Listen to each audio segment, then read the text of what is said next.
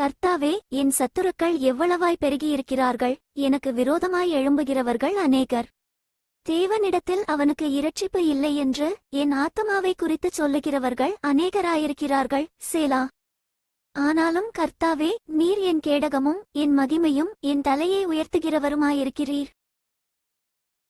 நான் கர்த்தரை நோக்கிச் சத்தமிட்டு கூப்பிட்டேன், அவர் தமது பரிசுத்த பர்வதத்திலிருந்து எனக்குச் செவி கொடுத்தார். சேலா.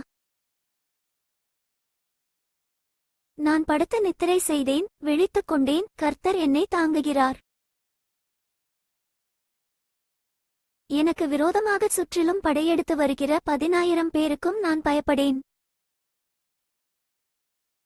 கர்த்தாவே, எழுந்தருளும், என் தேவனே, என்னை இரட்சியும். நீர் என் பகைஞர் எல்லாரையும் தாடையிலே அடித்து துன்மார்க்கருடைய பற்களை தகர்த்து போட்டீர். இரட்சிப்பு கர்த்தருடையது, தேவரீருடைய ஆசீர்வாதம் உம்முடைய ஜனத்தின் மேல் இருப்பதாக. சேலா.